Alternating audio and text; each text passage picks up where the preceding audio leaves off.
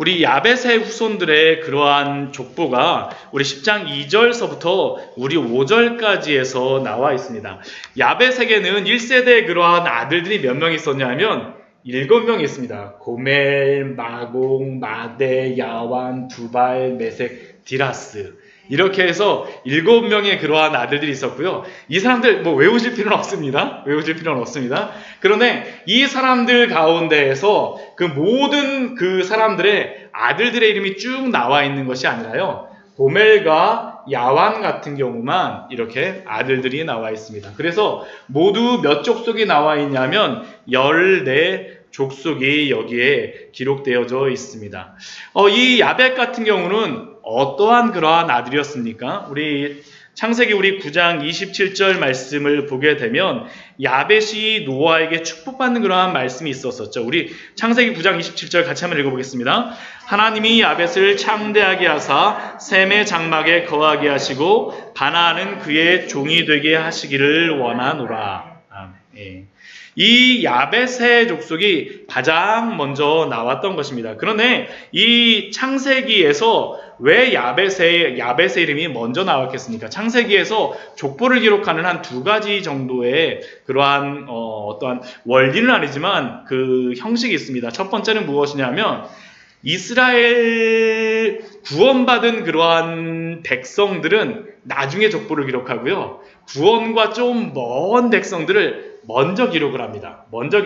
그래서 저희가 앞부분에 그 족보도 보게 되면 가인의 그러한 아들들의 이름이 먼저 나오고 나서 셈의 그러한 셋의 그러한 그 족보가 그 뒤에 5장에서 나왔습니다. 그러니까 이것처럼 먼저 구원과 좀 관련이 없는 사람들을 먼저 기록하고 나서 구원의 실질적인 그러한 언약 백성들은 뒤에 기록을 합니다. 그리고 또 한 가지 그 족보를 기록하는 또 한 가지 기준이 무엇이냐면 구원의 언약 백성과 가까운 사람들을 더 먼저 나중에 기록을 하고요. 좀 관련이 없는 사람들은 좀 앞에 기록합니다. 야벳 같은 경우에는 셈하고 여기서 보게 되면 셈과 함과 야벳 중에 그 아브라함의 조상이 되는 그러한 사람이 누구이냐 하면 바로 셈입니다. 셈. 그래서 셈과 함과 야벳에서 셈의 족보가 가장 뒤에 나옵니다. 10장 말씀에서 보면 그래서 셈의 족보가 가장 뒤에 나오게 되고요. 근데 야벳 같은 경우는 어떻습니까? 셈과 축복을 같이 받은 사람이기 때문에 가까이 나와야 될 것 같은데 조금 떨어져서 나와요. 왜 그럴까요?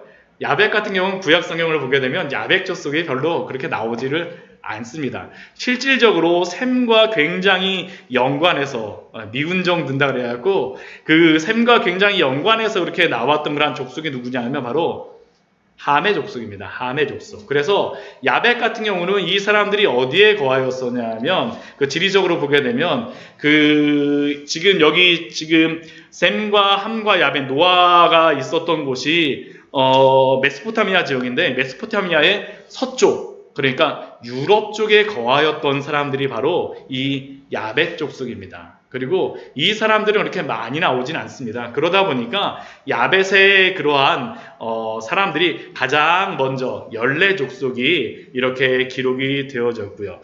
우리 여기에 보게 되면 많은 사람들 나오긴 하지만 성경에서 그렇게 아주 이들이 뚜렷하게 많이 나오진 않기 때문에 저희가 이야기할 사람들은 그렇게 족속은 별로 많지 않지만 마곡 같은 경우에는 어디에 나오냐 하면 에스겔서 38장 말씀과 39장 말씀에 보면 나오고 또한 요한계시록 20장 8절 말씀에 보면 이 마곡에 대한 부분이 나오고 있습니다. 우리 요한계시록 한번 찾아볼까요?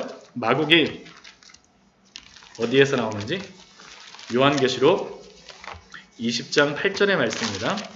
신약성경 가장 마지막에 있습니다. 거의 21장까지 있으니까 거의 제일 끝에 있는 거죠. 네. 요한계시록 20장 8절 말씀입니다. 예. 요한계시록 20장 8절 말씀 420쪽입니다. 네, 같이 읽겠습니다. 사방 백성 곧 마곡을 미혹하고 모아 싸움을 붙이리니 그 수가 바다의 모래 같으리라. 결국 가장 마지막에 있는 그러한 전쟁에서 마곡이 나오는 그러한 백성으로서 나오고 있죠. 북쪽에서 내려오는 그러한 민족으로서 마곡을 이야기하고 있습니다. 이들이 바로 야벳의 족속이었었고 14 족속들이 여기에 이렇게 표현되어 있습니다. 이들은 어디에 살았었냐 하면 우리 오늘 말씀 우리 5절 말씀에 보면 창세기 10장 5절 말씀에 보면 이들이 살았던 그러한 곳을 이렇게 표현하고 있습니다. 우리 창세기 10장 5절 말씀 같이 한번 읽어보도록 하겠습니다. 이들로부터 여러 나라 백성으로 나뉘어서 각기 언어와 종족과 나라대로 바닷가의 땅에 머물렀더라. 결국 그러니까 이 서쪽에 유럽의 서쪽에 해안가에 머물렀던 살았던 그러한 백성들이 바로 이 야벳 족속이라는 것을 성경은 우리에게 이야기합니다. 그렇다 해서 이 야벳 족속이 14 족속밖에 없냐? 그렇지는 않습니다. 훨씬 더 많은 족속들이 이들에게서 나왔는데 오늘 5절 말씀에 보게 되면 여러 나라 백성으로 나뉘어서라는 것이 어떤 의미입니까? 더 많은 족속이 있다라는 것이죠. 그러나 그 중에서 대표적인 14 족속들을 지금 성경에서 알려주고 있습니다. 그 다음 저희가 볼 그러한 사람들은 함의 아들들입니다. 함의 아들 같은 경우에는 우리 창세기 우리 9장 24절 25절 말씀을 보게 되면 노아에게 어떤 사람들이었습니까? 저주받았던 그러한 아들이었었죠. 우리 24절 말씀 보면 노아가 술이 깨어서서 그 아들이 행한 것이 무엇이었습니까? 아버지가 술 취해서 벌거벗고 있는 것을 그 형들에게 가서 알려준 것이었었죠. 근데 이러한 그 함에 대하여서 노아가 하였던 것이 무엇입니까? 우리 25절 말씀, 우리 9장 25절 말씀 같이 한번 읽겠습니다. 이에 이르되 가나안은 저주를 받아 그의 형제의 종들의 종이 되기를 원하노라 하고. 어찌 보면 함의 그러한 족속은 저주받은 그러한 족속입니다. 종의 종이 되기를 원하니까. 그런데 오늘 말씀을 보게 되면 10장 말씀을 보게 되면 가장 많은 아들이 나온 그러한 족속이 나온 지파가 어딘지 아십니까? 이 함의 아들들입니다. 함의 아들들. 30족속이 여기에 표현되어 있습니다. 가나안 같은 경우에는 여기에 보면 13명의 그러한 족속이 13족속이 이렇게 표현되어 있습니다. 이것을 본다면 우리 하나님께서는 생육하고 번성하고 땅에 충만하라는 그러한 복을 주셨는데 이것은 단순히 구원의 그러한 언약을 받은 그러한 사람들에게만 주신 것이 아니라 모든 민족에게 주신 것임을 우리는 알 수 있습니다. 그래서 함 자손 같은 경우에도 이렇게 굉장히 번성한 그러한 족속들이 되어졌죠. 그리고 더군다나 함 같은 경우에는 이스라엘 백성과 밀접하게 연관이 됨으로 말미암아 더 많은 이름들이 여기에 나타나고 있다라고 생각할 수 있습니다. 여기 구스 같은 경우는 어떠한 족속입니까? 나일강의 그 남쪽에 있는 나일강 그 출발점이 되는 아프리카 위쪽에 있는 그러한 사람들인데 오늘날로 치면 에티오피아 지역, 그러한 지역에 있는 곳입니다. 그렇죠, 장로님? 이쪽 혹시 가보셨나요, 장로님? 장로님께서 아프리카에 또 이게 선교랑 많이 하시니까, 이 구스 민족 같은 경우에는 아프리카 지역에 있었던 그러한 퍼져 있는 그러한 족속이었었죠. 그리고 그의 족속 가운데 그 구스 그 자손 가운데서 가장 유명한 사람이 누구냐 하면 바로 가장 마지막에 표현되어 있는 니므롯입니다. 니므롯. 오늘 말씀에도 보면 니므롯에 대하여서 굉장히 자세하게 설명이 되고 있죠. 우리 8절 말씀에 보게 되면 구스가 또 니므롯을 낳았으니 그는 세상의 첫 용사라라고 기록합니다.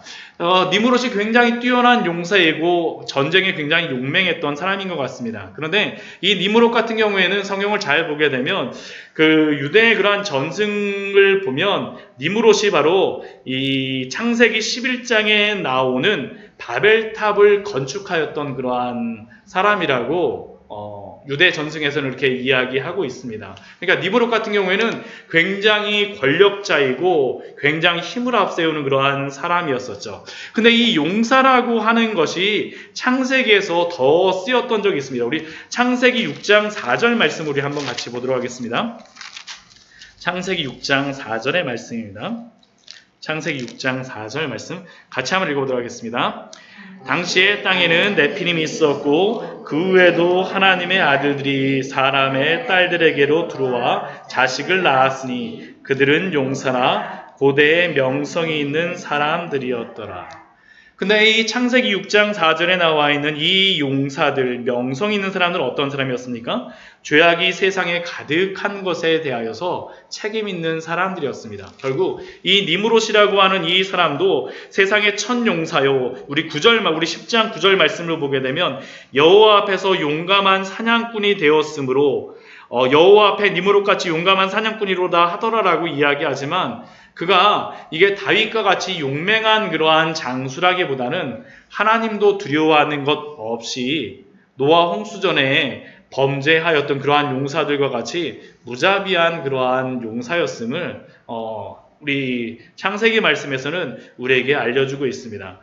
또한 우리 그 뒤에 보게 되면 구스 말고 우리 미스라임 같은 경우에는 미스라임은 어느 지파 갔을 때세요? 미스라임 하게 되면 미스라임. 지금도 아프리카에 있는 나라입니다. 미스라임 하면 굉장히 이렇게 질문 드리니까 어려운 것 같은데 이집트입니다. 이집트. 예, 지금 히브리어로 지금도 이집트, 애굽을 그냥 미스라임이라고 합니다. 미스라임.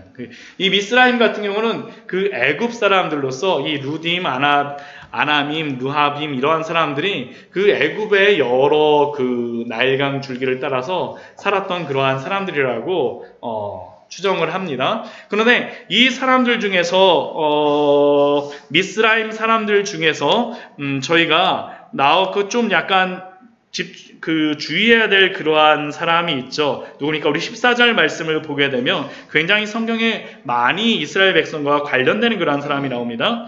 우리 같이 한번 읽어볼까요? 바드루심과 기슬루임과 갓도림을 낳았더라. 가슬루임에게서 블레셋이 나왔더라. 예. 이 가슬루임에게서 블레셋이 나왔더라고 하는데 이스라엘 민족의 어떻게 보면 영원한 대적이라고 할 수 있죠. 영원한 대적이 바로 이 미스라임 사람 그 족속의 자손인 이 가슬루임에게서 나왔던 것입니다. 이 블레셋 족속은 지금 크레테 성경에서 갑돌이라고 나옵니다. 갑돌이라고 하는 그러한 곳에서 왔던 그러한 사람들로 이 사람들과 이스라엘은 지금도 굉장히 지금은 아닙니다. 지금은 이 블레셋이라고 하는 나라는 지금 그 성경에서 굉장히 이스라엘 민족과 분란이 있었었고 계속 대적으로 나왔던 그러한 사람입니다. 지금은 그 블레셋을 무엇이라고 얘기합니까? 팔레스틴입니다. 팔레스틴이 바로 블레셋입니다. 블레셋. 예.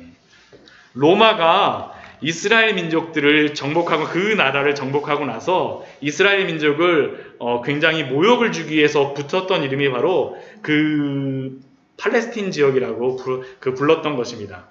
그리고 또 함족속 중에 또 유명한 그러한 성경이 가장 이스라엘 민족과 연관되는 그러한 족속이 가나안 족속일 것입니다. 가나안 족속. 그래서 여기에 보게 되면 13명씩이나 되는 그러한 그 자손들이 가나안 밑에 이렇게 나오고 있습니다. 이들 같은 경우에 시돈, 헷, 여부스, 아모리, 기르가스, 히위 이렇게 나오는데 시돈 같은 경우에는 어디에서 사는 지역입니까? 그 베니게 지역, 두로와 시돈 지역에 거주하였던 그러한 민족이고 헷 족속 같은 경우에는 히타이트 족속이라고도 보통 이야기를 하고 있습니다. 여부스 같은 경우에는 어디에서 나왔었죠? 예루살렘을 다윗이 점령하기 전에 있었던 사람들이 바로 이 여부스 사람들입니다. 이들의 거주지는 정확하게 어디냐면 지금 이스라엘 땅이라고 부르는 그 땅에 살았던 사람들이 가나안 사람들입니다. 오늘 말씀에 보게 되면 이 가나안 사람들의 땅의 경계에 대하여서 이렇게 말씀하고 있습니다. 우리 19절 말씀 같이 한번 읽어보도록 하겠습니다. 가나안의 경계는 시돈에서부터 그라를 지나 가사까지와 소돔과 고모라와 아드마와 스보임을 지나 라사까지였더라. 결국 이 땅이 어디냐면 시돈이 지금도 보면 그 두로 시돈에서 바로 예루살렘 경계 위쪽 북쪽에 있는 그러한 곳이고요. 이 그랄은 그 남쪽에 거의 경계 쪽에 있는 곳이고, 소돔 그 가사는 지금 블레셋 지역 그 이야기하는 거고요. 소돔과 고모라는 이 사해 근방에 있는 그러한 지역입니다. 그러니까 이 지금 이스라엘 땅, 하나님께서 주셨던 그 땅, 가나안 땅이라고 이야기하는데, 그 땅에 살았던 사람들이 바로 이 가나안 사람들이었습니다. 그래서 성경에서 가나안 땅이라고 이야기를 하죠. 그리고 여기에 나와 있는 함 족속들은 계속 구약 성경을 보게 되면 때로는 이스라엘과 경쟁하고, 때로는 그들을 이스라엘 민족을 죄로 넘어지게 하는 백성들로서 나왔던 민족이 바로 함의 족속들입니다. 그리고 마지막으로 그 나오는 그러한 족속이 누구냐 하면 셈의 아들들입니다. 셈의 아들들. 셈의 아들들 같은 경우에는 21절 말씀서부터 31절까지 말씀에서 26개의 족속으로 다 나오고 있습니다. 이 중에 보게 되면 가장 유명한 그러한 족속이 누구겠습니까? 아수르 같은 경우에는 굉장히 성경에서 많이 나오죠. 북이스라엘 10개 지파를 멸망시켰던 그러한 민족으로 지금으로 치면 이라크 지역에 거주하였던 그러한 민족입니다. 또 그 아람이라고 하는 곳은 어디입니까? 지금으로 치면 시리아 지역에 거주하는 그러한 민족입니다. 그런데 그렇다면 이스라엘 민족은 어디로부터 나오겠습니까? 아르박삿으로부터 나옵니다. 아르박삿 가운데 아르박삿. 그래서 아르박삿의 아들이 셀라가 나오고요. 셀라의 그러한 아들로서 에벨이 나오고, 그 다음 욕단과 벨렉이 이렇게 나오고 있습니다. 오늘 말씀에도 보게 되면 21절 말씀을 보면 우리 이렇게 기록이 되어 있죠. 우리 21절 같이 한번 읽어보도록 하겠습니다. 셈은 에벨 온 자손의 조상이요 야벳의 형이라. 그에게도 자녀가 출생하였으니.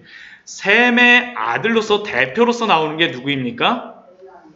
에벨로다 나오죠. 에벨. 엘람과 아스루와 아르박삿과 룻과 아람이 나오는 게 아니라 에벨이 나옵니다. 왜 에벨이 나오겠습니까? 에벨이 바로 아브라함과 관련되어지는 가장 연관되어지는 그러한 사람이기 때문입니다. 우리 앞에 우리 함족속 같은 경우에는 그 저주의 그러한 대표로서 누가 나왔었습니까? 가나안이 나왔었죠. 그렇죠? 셈 족속 같은 경우에는 하나님의 축복을 받은 그러한 아들로서 나오는 게 누구라고 할 수 있습니까? 에벨이라고 할 수 있습니다. 그래서 이 에벨에게서 두 아들이 나오는데 욕단과 벨렉이 나옵니다. 오늘 그 10장 말씀에서는 욕단의 그러한 아들들 13명의 그러한 사람들이 나오고 있죠. 그렇죠. 13명의 그러한 아들들이 나오고 있는데, 이 아들들이 나오지만 사실은 이 아들들은 아브라함과 관련이 있는 아들들은 아닙니다. 사실은 그 아브라함에 관련되는 그러한 조상은 누구냐면 바로 벨렉입니다. 벨렉. 그것은 저희가 다음 주에 아마 저희가 보게 될 것입니다. 우리 창세기 우리 11장 우리 뒤에 우리 10절 이후의 말씀에 보게 되면 이 셈의 족보에 대해서 나오는데, 그 족보에서 벨렉을 중심으로 해서 아브라함이 나오는 그러한 족보가 나오게 되어집니다. 그렇다면 오늘 족보의 말씀을 통해서 저희가 이렇게 여러 사람들의 이름을 보았는데, 도대체 이 말씀을 여기에 왜 기록을 하셨을까? 저희가 많이 생각이 되어집니다. 왜 여기에 하나님께서는 이 말씀을 이렇게 기록하셨겠습니까? 하나님께서 이 말씀을 통하여서 이 이스라엘 백성들 노아에게 약속하셨던 생육하고 번성하여 땅에 충만하게 함으로 모든 민족을 시작하게 하셨음을 오늘 말씀을 통해서 우리에게 알려주십니다. 아까도 말씀드린 것과 같이 노아의 홍수 이후에 창세기 10장은 노아에게 주신 그러한 약속대로 이스라엘 민족뿐만 아니라 온 세상의 백성들이 다 충만해지는 그러한 것들이 나오는 게 바로 오늘의 말씀입니다. 그 야벳 같은 경우에는 모두 몇 족속이 있었습니까? 14족속이 있었고요. 그 다음 그 함 같은 경우에는 30개 족속이 있었고요. 그리고 셈 같은 경우에는 26개의 족속이 있었습니다. 우리 14, 30, 26 하게 되면 모두 얼마입니까? 숫자가? 14, 30, 26 하게 되면 70입니다. 70. 네, 70입니다. 70. 이 70 족속은 전 세계를 이룰 민족을 나타냅니다. 물론 이것은 70개 족속만으로 전 세계가 이루어진다는 것을 알려주는 것은 아닙니다. 왜냐하면 아까 저희가 보았던 것처럼 우리 10장 5절 말씀에도 보면 이들로부터 여러 나라 백성으로 나뉘어서라고 하게 되면 더 많은 족속이 있음에도 불구하고 그 선별에서 여기에 나왔음을 우리에게 알려주시죠. 그런데 왜 성경에서는 이렇게 70개의 족속만 선별해서 우리에게 이렇게 말씀해 주셨을까요? 그것은 이 70족속을 통하여서 하나님께서 온 세상 민족을 시작하셨다는 것을 우리에게 보여주시는 겁니다. 우리 신명기 32장 우리 8절 말씀 한번 찾아보도록 하겠습니다. 신명기 32장 8절 말씀입니다. 신명기 32장 8절의 말씀입니다. 신명기 32장 8절의 말씀입니다. 신명기 32장 8절의 말씀입니다. 32장 8절 네, 같이 한번 읽겠습니다. 지극히 높으신 자가 민족들에게 기업을 주실 때 인종을 나누실 때 이스라엘 자손의 수요대로 백성들의 경계를 정하셨도다. 우리 32장 우리 8절 말씀에 보게 되면 지극히 높으신 자가 누구겠습니까? 하나님이십니다. 하나님께서 각 민족에게 기업을 주실 때 인종을 나누실 때 그때가 언제입니까? 바로 지금 창세기 10장에 그러한 말씀을 주실 때입니다. 인종을 나누실 때. 그런데 그 뒤에 말씀해 보게 되면 그 수요를 어떻게 정하셨다고 합니까? 이스라엘 자손의 수요대로 백성들의 경계를 정하셨다라고 기록하고 있습니다.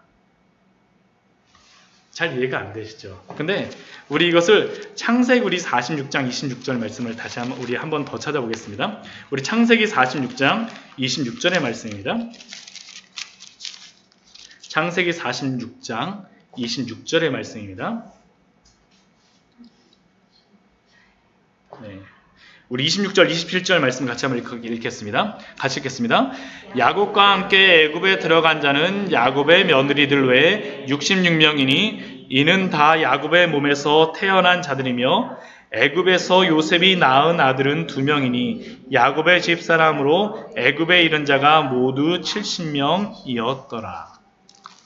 결국 그렇으니까 어떻습니까? 우리 신명기 32장 8절 말씀에서 이스라엘 자손의 수요대로 백성의 경계를 정하셨다라고 하는 것은 온 민족을 나누실 때 몇 개의 족속으로 나누셨다는 겁니까? 70개의 족속으로서 하나님이 통치하신다는 것이죠. 이스라엘 민족도 하나님이 통치하시지만 결국 이 말씀을 통하여서 이스라엘 민족도 하나님이 통치하시고 주관하시지만 온 세계 온 인종조차도 누가 통치하신다는 겁니까? 하나님이 통치하신다는 것을 우리에게 분명히 보여주시는 것입니다. 이스라엘 백성을 다스리실 뿐만 아니라 하나님께서는 온 민족들도 다스리시는 하나님이심을 우리에게 알려줍니다. 이것이 바로 노아에게서 그리고 세 아들을 통하여서 이곳을 통하여서 족보를 보여주시는 그러한 이유입니다. 그리고 하나님께서 온 세계를 다스리신다는 것은 또한 어떤 의미겠습니까? 하나님이 우리도 다스리신다는 것이죠. 하나님이 우리도 다스리신다는 겁니다. 우리도 바로 하나님의 이 섭리 가운데, 이 하나님의 경영 가운데 이 땅에서 태어났고 또한 살아가고 있음을 오늘 말씀을 통하여서 우리에게 알려주십니다. 모든 세계와 민족이 다 하나님께 속한 것임을 우리에게 보여주시는 말씀이 바로 오늘의 말씀입니다. 또한 오늘 말씀을 통하여서 우리가 알 수 있는 것이 무엇입니까? 이러한 일반적인 온 세계를 구원하실 뿐만 아니라 온 세계를 다스리실 뿐만 아니라 하나님께서는 구원의 역사도 또한 이루심을 우리에게 알려주십니다. 오늘 창세기 우리 10장 25절 말씀을 보게 되면 에벨의 두 아들이 태어났습니다. 근데 에벨의 두 아들 중에 벨렉이 태어났을 때 있었던 일이 무엇입니까? 우리 25절 말씀에 보면 어떠한 것이 있었다라고 말씀하고 있습니까? 세상이 나뉘었다라고 이야기하죠. 세상이 나뉘었다라고. 여기서 세상이 나뉘어짐이 무엇인가라는 것에 대해서 많은 그 학자들의 설왕설래도 있고 많은 이야기들이 있습니다. 어떤 사람은 이 창세기 11장에 뒤에 보게 되면 벨렉의 족보를 보면서 벨렉까지는 400세 이상을 살았는데 그 이후에 태어나는 사람들은 200세 정도까지밖에 못 삽니다. 그래서 이게 하나님이 생물학적으로 뭔가를 하신 것이 아닌가라고 이야기를 하는 그러한 사람들도 있습니다. 그런데 저희가 성경을 잘 보게 되면 물론 그렇게 해서 생각할 수 있지만 그 나뉘어지는 그러한 분명한 것을 우리에게 알려주시는 것이 있죠. 무엇입니까? 창세기 11장 말씀 바로 뒷장에 보면 무엇이 나누어집니까? 언어가 나누어지고 사람들이 그 언어에 따라서 갈라지게 되어지는 것이 바로 여기서 나오는 것입니다. 창세기 11장에 바벨탑 사건이 나오는 것을 볼 때 이 언어가 갈라짐으로 민족과 나라가 갈라짐으로 이 벨렉이 이때 있었다라는 것이죠. 그렇다라고 하면 하나님이 생육하고 번성하고 땅에 충만하게 하시는 복을 허락하시는 중에 사람들은 어떠한 일을 한 것입니까? 니므롯과 같은 사람을 중심으로 하나님께 범죄하는 일을 저지르는 것입니다. 그런데 그럼에도 불구하고 하나님은 어떻게 하십니까? 우리 창세기 11장 10절 이후에 보면 하나님의 구원의 역사를 진행하시죠. 구속의 역사를 진행하십니다. 결국 우리는 인간의 범죄함 속에서 하나님이 구원하시는 그 웅장한 역사를 오늘 말씀을 통하여서 우리는 발견할 수가 있는 것입니다.